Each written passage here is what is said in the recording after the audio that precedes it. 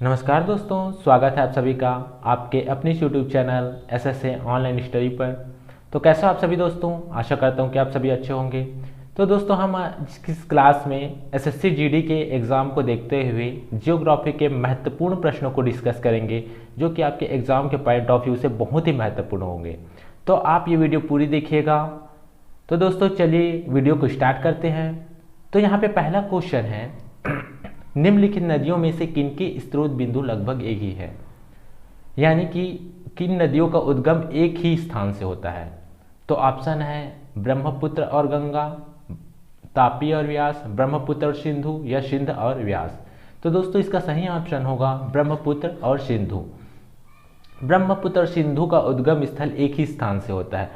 इन दोनों का उद्गम स्रोत है तिब्बत पठार से के मानसरोवर झील के समीप। तिब्बत का पठार चीन में स्थित है, तो इन दोनों का स्रोत एक ही स्थान से होता है दोस्तों।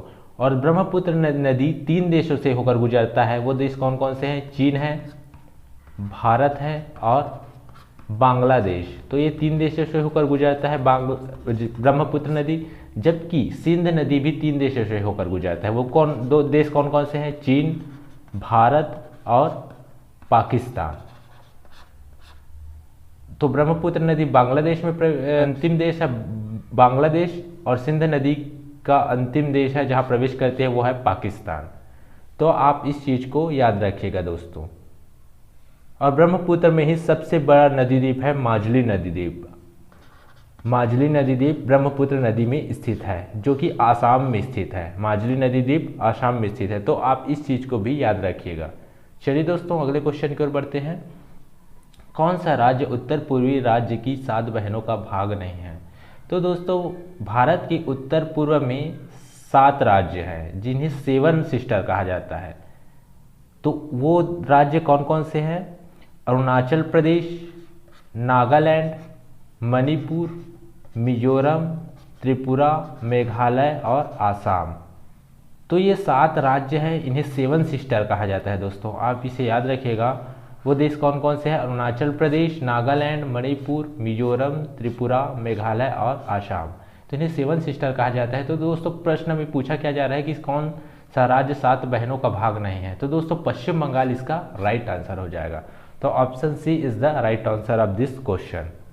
तो दोस्तों, आपको इतनी सारी चीज़ें समझ में आ गई होगी। चलिए अगले क्वेश्चन की ओर बढ़ते हैं। विश्व के जल संसाधनों का लगभग कितना प्रतिशत भारत में उपलब्ध है? 4%, 5%, 9% या 10%? तो दोस्तों, इसका सही ऑप्शन हो जाएगा 4%। 4% उपलब्ध है। विश्व के जल संसाधनों का 4% भारत में उपलब्ध है। ठीक है दोस्तों, चलिए अगले क्वेश्चन की ओर बढ़ते हैं। भारत के निम्नलिखित राज्यों में किस एक का जनसंख्या घनत्व सबसे कम है? ए हिमाचल प्रदेश, बी त्रिपुरा, सी सिक्किम या डी अरुणाचल प्रदेश? तो दोस्तों, जनसंख्या घनत्व अरुणाचल प्रदेश का सबसे कम है। इनका जनसंख्या घनत्व कितना है? 17 व्यक्ति प्रति वर्ग किलोमीटर। 17 व्यक्ति प्रति वर्ग किलोमीटर इनका जनसंख्या घनत्व है। तो अरुणाचल प्रदेश इसका राइट आंसर होगा। अगर दोस्तों सर्वाधिक की बात की जाए तो सर्वाधिक जनसंख्या घनत्व है आपका बिहार में। बिहार में सर्वाधिक जनसंख्या घनत्व है। कितना है दोस्तों? तो वहाँ है आपका 1106 व्यक्ति प्रति वर्ग किलोमीटर। तो सबसे कम है आपका अरुणाचल प्रदेश और सबसे ज़्यादा है बिहार में। तो आप इस चीज़ को याद रखिएगा। चलिए दोस्तों, अगले क्वेश्चन की ओर बढ़ते हैं। अमरकंटक से कौन सी नदी का उद्गम होता है? दामोदर, महानदी, ताप्ती या नर्मदा? तो दोस्तों, अमरकंटक से नर्मदा नदी का उद्गम होता है। अमरकंटक कहाँ है? अमरकंटक है सतपुड़ा पहाड़ी। सतपुड़ा पर्वत में 3 पहाड़ी है, राजपीपला, महादेव और मैकाल। यहाँ सतपुड़ा पर्वत में 3 पहाड़ी है, राजपीपला, महादेव और मैकाल। तो मैकाल में है अमरकंटक चोटी। तो अमरकंटक चोटी से ही निकलती है नर्मदा नदी। तो इसका सही ऑप्शन हो जाएगा दोस्तों नर्मदा नदी। आइए ऑप्शन की ओर भी देख लेते हैं। दामोदर कहाँ से निकलता है? दामोदर निकलता है छोटा नागपुर के पठार से। छोटा नागपुर के पठार से निकलता है और यह हुगली नदी में मिल जाता है दोस्तों। हुगली नदी कहाँ है? पश्चिम बंगाल में। तो ये पश्चिम बंगाल में हुगली नदी से मिल जाता है और फिर यह बंगाल की खाड़ी में जल गिराता है। महानदी को देखते हैं। महानदी निकलती है दंडकारण्य के पठार से। दंडकारण्य का पठार कहाँ है? तो यह है आपका छत्तीसगढ़ में। छत्तीसगढ़ में है दंडकारण्य का पठार, तो महानदी यहीं से निकलती है। ठीक है दोस्तों। और ताप्ती कहाँ से निकलते हैं? तो ताप्ती निकलती है आपका महादेव पहाड़ी से, जो कि सतपुड़ा पर्वत में स्थित है। ठीक है दोस्तों। तो आप लोगों को इतनी सारी चीज़ें समझ में आ गई होगी दोस्तों। एक क्वेश्चन से इतनी सारी चीज़ें समझ में आ गई होगी। चलिए अगले क्वेश्चन की ओर बढ़ते हैं। अगर आपको ये वीडियो पसंद आ रही है तो प्लीज़ आप इसे लाइक कीजिए दोस्तों और शेयर कीजिए। भारत के एनिमल वेलफेयर बोर्ड का मुख्यालय कहाँ है? ए नागपुर में, बी चेन्नई में, सी मुंबई में या डी कोलकाता में? तो एनिमल वेलफेयर बोर्ड का मुख्यालय है दोस्तों चेन्नई में। तो दोस्तों एनिमल वेलफेयर बोर्ड किस मंत्रालय के अधीन आता है? तो यह कृषि मंत्रालय के अधीन आता है। तो यह भारत सरकार की कृषि मंत्रालय के अधीन आता है। और इसकी स्थापना कब हुई थी? तो एनिमल वेलफेयर बोर्ड की स्थापना हुई थी 1962 में। 1962 में इसकी स्थापना हुई थी। तो आप इसको भी आप याद रखिएगा।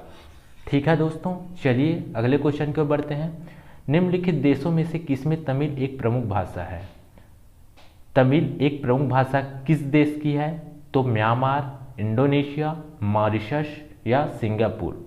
तो दोस्तों इसका सही ऑप्शन हो जाएगा सिंगापुर।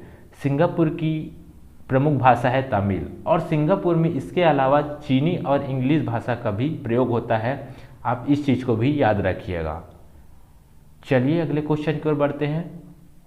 भारत का दक्षिणतम बिंदु है? ए कन्याकुमारी, बी इंदिरा पॉइंट, सी लक्षद्वीप या डी मालदीव? तो दोस्तों भारत का दक्षिणतम बिंदु है इंदिरा पॉइंट। यह दक्षिणतम बिंदु है भारत का। तो दोस्तों यह 6.4 डिग्री अक्षांश पर स्थित है। तो दोस्तों ये भी पूछा जा सकता है कि कितने अक्षांश में स्थित है? तो 6.4 डिग्री अक्षांश में यह स्थित है। ठीक है दोस्तों, आप इस चीज़ को भी याद रखिएगा। चलिए अगले क्वेश्चन को बढ़ते हैं। भारत के किस राज्य में आर्द्र भूमि के अंतर्गत क्षेत्रफल अन्य राज्यों की अपेक्षा अधिक है?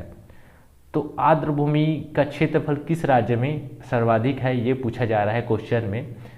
ए गुजरात, बी पश्चिम बंगाल, सी मध्य प्रदेश या डी आंध्र प्रदेश? तो दोस्तों इसका सही ऑप्शन हो जाएगा गुजरात। गुजरात में आर्द्र भूमि सर्वाधिक है। यहाँ जो कच्छ का क्षेत्र है वो पूरा आर्द्र भूमि के अंतर्गत आता है। ठीक है दोस्तों। चलिए अगले क्वेश्चन की ओर बढ़ते हैं। भारत में मैंगनीज का सर्वाधिक उत्पादक राज्य कौन सा है? ए ओडिशा, बी तमिलनाडु, सी आंध्र प्रदेश या डी तेलंगाना? तो दोस्तों इसका सही ऑप्शन हो जाएगा ओडिशा। ओडिशा मैंगनीज का सर्वाधिक उत्पादन करता है। तो आप इस चीज़ को याद रखिएगा। एसएससी जीडी में इसी प्रकार के क्वेश्चन आते हैं। एकदम सरल क्वेश्चन आते हैं, हार्ड क्वेश्चन नहीं आते। ठीक है दोस्तों। चलिए अगले क्वेश्चन की ओर बढ़ते हैं। भारतीय भाषाओं में हिंदी के बाद विश्व में सबसे ज़्यादा बोली जाने वाली भाषा है? ए बांग्ला, बी तमिल, सी तेलुगु या डी कन्नड़? तो हिंदी के बाद सबसे ज़्यादा बोली जाने वाली भाषा है भारतीय भाषाओं में, वो है आपका बांग्ला। बांग्ला हिंदी के बाद सबसे ज़्यादा बोली जाने वाली भाषा है। ठीक है दोस्तों। चलिए अगले क्वेश्चन को बढ़ते हैं। दक्षिणी गोलार्ध में सबसे बड़ा दिन होता है? 21 जून, 22 दिसंबर, 21 मार्च या 22 सितंबर? तो दोस्तों आइए समझते हैं इसको थोड़ा बहुत। ये है आपका पृथ्वी। ये है दोस्तों आपका पृथ्वी है। ये इसके बीचों बीच एक रेखा होती है, इसको बोलते हैं हम भूमध्य रेखा। भूमध्य रेखा बोलते हैं, इसको इक्वेटर भी बोलते हैं या इसको विषुवत रेखा भी बोलते हैं। इसके उत्तर में है कर्क रेखा। इसके उत्तर में कौन सा रेखा है? कर्क रेखा। और इसके दक्षिण में है मकर रेखा। और ये दोनों 23.5 डिग्री अक्षांश में स्थित होता है। तो कर्क रेखा भारत से होकर गुजरती है, भारत के 8 राज्यों से होकर गुजरते हैं, ये तो आप जानते ही हैं। तो दोस्तों जब ये सूर्य है, ठीक है दोस्तों, तो जब सूर्य की लंबवत किरणें कर्क रेखा पर 21 जून को पड़ती है तो वहाँ पर दिन लंबी हो जाती है और रातें छोटी हो जाती है। इसी प्रकार जब सूर्य की लंबवत किरणें अगर मकर रेखा पर पड़ती है, लंबवत किरणें कब पड़ती है 22 दिसंबर को, तो वहाँ पे दिन लंबी हो जाती है और रातें छोटी हो जाती है। ठीक है दोस्तों, जब 22 दिसंबर को पड़ेगा सूर्य की लंबवत किरणें तो यहाँ पर दिन लंबी हो जाती है और रातें छोटी हो जाती है। आप इस चीज़ को याद रखिएगा। तो इसका सही ऑप्शन हो जाएगा दोस्तों ऑप्शन बी, इसका राइट आंसर हो जाएगा। आशा करता हूँ दोस्तों आपको ये सभी चीज़ें समझ में आ गई होगी। चलिए अगले क्वेश्चन की ओर अब बढ़ते हैं। विश्व के विशाल नवीन पर्वतों की रचना आज से लगभग कितने मिलियन वर्ष पूर्व हुई थी? ए 400 मिलियन वर्ष पूर्व, बी 30 मिलियन, सी 100 मिलियन या डी 550 मिलियन वर्ष पूर्व। तो दोस्तों इसका सही ऑप्शन हो जाएगा 30 मिलियन वर्ष पूर्व नवीन वलित पर्वतों की रचना हुई थी। दोस्तों नवीन वलित पर्वत या इसको बोलते हैं मोड़दार पर्वत, यानी कि इसका निर्माण अभी भी हो रहा है। नवीन वलित पर्वत का मतलब क्या है कि इसका निर्माण अभी भी हो रहा है। तो नवीन वलित पर्वत कौन से हैं? तो ये हिमालय पर्वत जो है, जो कि भारत के उत्तर में स्थित है, ये आपका नवीन वलित पर्वत है। इसके अलावा नवीन वलित पर्वत में और किन किन पर्वतों को रखा जा सकता है? आल्प्स पर्वत। आल्प्स पर्वत कहाँ है दोस्तों? ये है आपका स्विट्जरलैंड में है। ये भी आपका नवीन वलित पर्वत है। इसके अलावा बात करें तो राखीज पर्वत। राखीज पर्वत बहुत ही इंपॉर्टेंट पर्वत है एग्जाम के पॉइंट ऑफ व्यू से। तो ये है आपका कहाँ है? आपका USA यानी कि उत्तर अमेरिका महाद्वीप में है दोस्तों। ये आपका उत्तर अमेरिका महाद्वीप में है। इसके अलावा एक और पर्वत है, वो है आपका एंडीज पर्वत। एंडीज पर्वत कहाँ है? ये आपका दक्षिणी अमेरिका महाद्वीप में है। दक्षिण अमेरिका महाद्वीप में है आपका एंडीज पर्वत। तो आप इस चीज़ को भी याद रखिएगा। चलिए दोस्तों अब अगले क्वेश्चन की ओर हम बढ़ते हैं। कोरल रीफ या जीवाश्म पट्टी प्रायः कहाँ पाई जाती है? कोरल रीफ किसको कहा जाता है? प्रवाल भित्ति को कहा जाता है। तो यह कहाँ पाई जाती है? ए ठंडे समुद्री तटों पर, महाद्वीपों के पूर्वी व पश्चिमी दोनों तटों पर, कर्क व मकर के बीच तटीय क्षेत्रों में, या इनमें से कोई नहीं। तो दोस्तों ये महाद्वीपों के पूर्वी व पश्चिमी दोनों तटों पर पाया जाता है प्रवाल भित्ति। तो इसका सही आंसर हो जाएगा ऑप्शन बी। तो दोस्तों अगर सबसे बड़ी प्रवाल भित्ति की बात की जाए तो यह कहाँ पाया जाता है? तो यह ऑस्ट्रेलिया में है।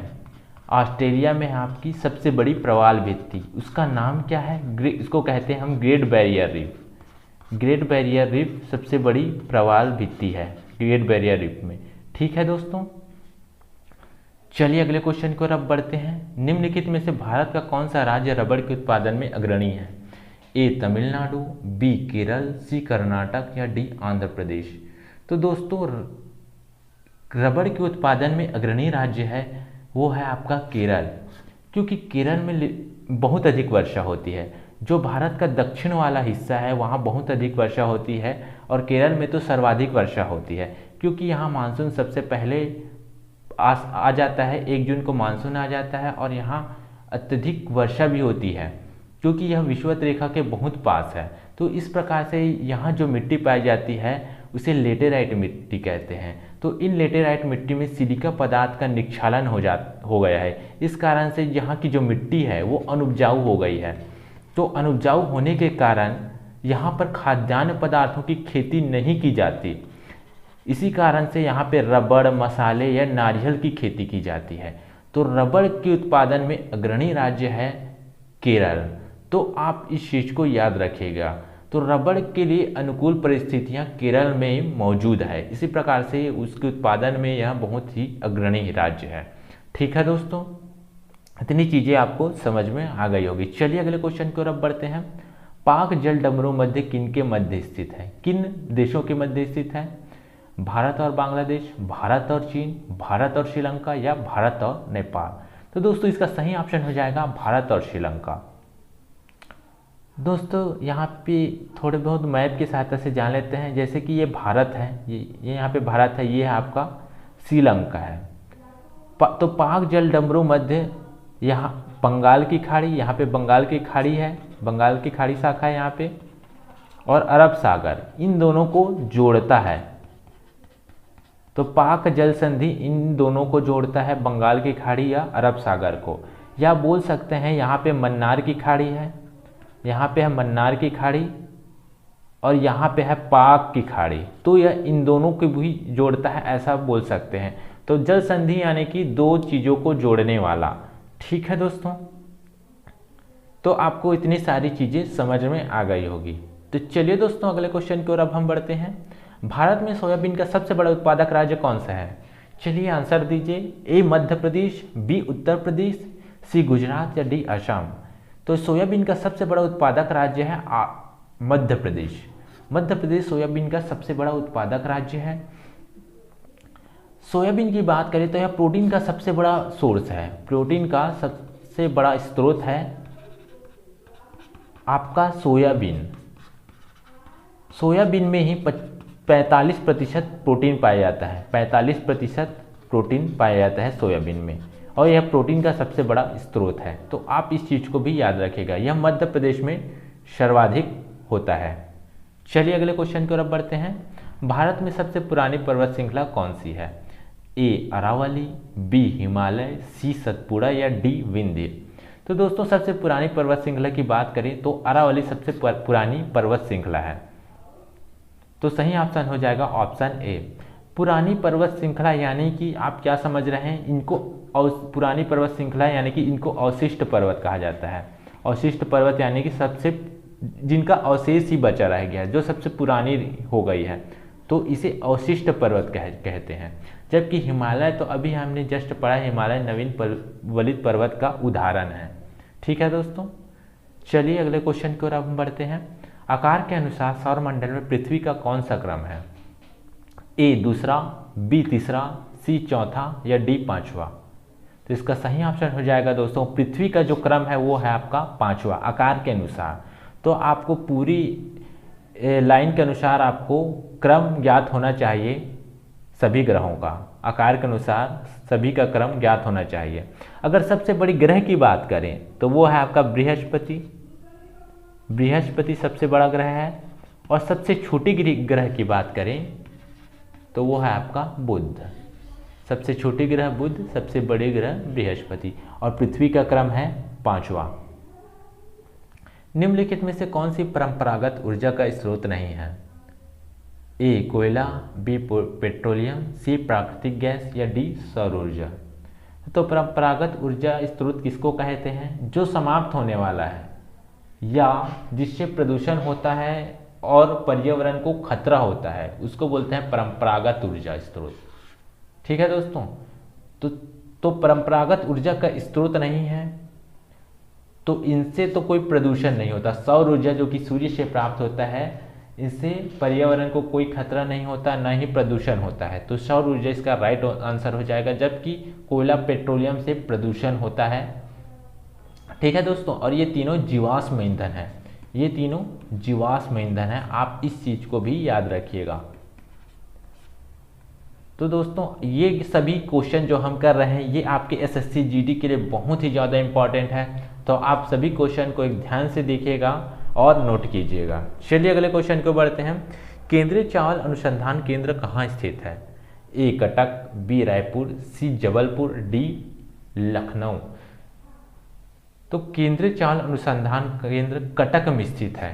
ऑप्शन ए इसका राइट आंसर हो जाएगा। कटक कहाँ है? तो कटक है आपका उड़ीसा में स्थित है।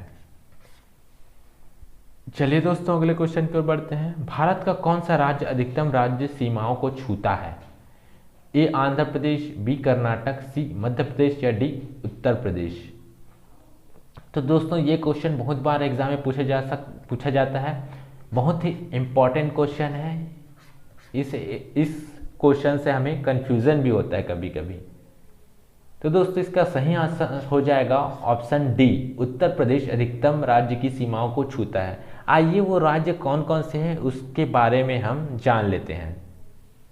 तो दोस्तों ये है आपका उत्तर प्रदेश। आपको अगर मैप पता होगी, आपको अगर माइंड में होगी, तो आप बहुत ही जल्दी आप इसका आंसर कर पाएंगे, आप इस चीज़ को नहीं भूलेंगे। तो यहाँ पे है उत्तराखंड, उत्तराखंड एक राज्य हो गया, ये है हरियाणा, दिल्ली, राजस्थान, मध्य प्रदेश, छत्तीसगढ़, झारखंड और बिहार। तो टोटल राज्य हुए आपके 9 राज्य, 1 2 3 4 5 6 7 और 8, और एक राज्य है हिमाचल प्रदेश, ये 9 हो गया दोस्तों। ठीक है, तो चलिए दोस्तों अब हम अगले क्वेश्चन की ओर बढ़ते हैं। तो टोटल कितने राज्य की सीमाओं को छूता है? तो 9 इसका सही आंसर हो जाएगा। ठीक है दोस्तों, चलिए अगले क्वेश्चन की ओर बढ़ते हैं। भारत में किस प्रकार के वन सर्वाधिक क्षेत्र में पाए जाते हैं? उष्णकटिबंधीय आर्द्रपर्णपाती वन, मरुस्थलीय वन या पर्वतीय वन या मैंग्रोव वन? तो दोस्तों मरुस्थलीय वन की बात की जाए तो मरुस्थल कहाँ है? अधिकतर राजस्थान में है, तो राजस्थान में पाया जाता है आपका मरुस्थलीय वन। पर्वतीय वन पाए जाते हैं आपका जम्मू कश्मीर, लेह लद्दाख वाला जो क्षेत्र है, और अरुणाचल प्रदेश, यानी कि हिमालय में जो पाया जाता है उसको बोलते हैं हम पर्वतीय वन। और मैंग्रोव वन कहाँ पाया जाता है दोस्तों? तो मैंग्रोव वन पाया जाता है आपका पश्चिम बंगाल में, पश्चिम बंगाल में पाया जाता है आपका मैंग्रोव वन। तो दोस्तों ये तो हो गया आपका एक निश्चित क्षेत्र में पाया जाता है, लेकिन सर्वाधिक क्षेत्र में बात की जाए तो उष्णकटिबंधीय आर्द्रपर्णपाती वन भारत के सर्वाधिक राज्यों में या सर्वाधिक क्षेत्रों में पाया जाता है। तो ऑप्शन ए इसका राइट आंसर होगा। आई होप दोस्तों आपको इतनी सारी चीज़ें समझ में आ गई होगी। चलिए अगले क्वेश्चन की ओर बढ़ते हैं। भारत के किस राज्य में उसके क्षेत्रफल का अधिकतम प्रतिशत राष्ट्रीय उद्यानों के अंतर्गत आता है? ए आसाम, बी सिक्किम, सी मध्य प्रदेश या डी उत्तर प्रदेश? तो दोस्तों इसका सही ऑप्शन हो जाएगा सिक्किम। सिक्किम में राष्ट्रीय उद्यानों का अधिकतम प्रतिशत है। लेकिन अगर बात की जाए कि सर्वाधिक राष्ट्रीय उद्यान कहाँ है, तब इसका आंसर हो जाएगा एमपी। एमपी में सर्वाधिक राष्ट्रीय उद्यान है। यहाँ टोटल 11 राष्ट्रीय उद्यान है, टोटल 11 राष्ट्रीय उद्यान है दोस्तों, आप इसको याद रखिएगा। लेकिन प्रतिशत में बात की जाए तो सिक्किम में। ठीक है दोस्तों, चलिए अगले क्वेश्चन की ओर अब बढ़ते हैं हम। ऊर्जा के किस रूप से प्रदूषण की समस्या नहीं होती? तो दोस्तों आप देख सकते हैं कि कोयला से भी प्रदूषण होता है, परमाणु से भी प्रदूषण होता है, पेट्रोल से भी होता है प्रदूषण, लेकिन सौर ऊर्जा जो कि सूर्य से उत्पन्न होता है, इससे प्रदूषण की समस्या नहीं होती। तो आपका सही आंसर हो जाएगा ऑप्शन डी। ठीक है दोस्तों, तो आज का सेशन हम यहीं पे समाप्त करते हैं दोस्तों। आशा करता हूँ कि आपको ये वीडियो पसंद आई होगी। अगर आपको ये वीडियो पसंद आई है तो आप प्लीज़ इसे लाइक कीजिए, शेयर कीजिए और चैनल को सब्सक्राइब कीजिए। तब तक के लिए हम मिलते हैं नेक्स्ट डे, तब तक के लिए बाय बाय, टेक केयर।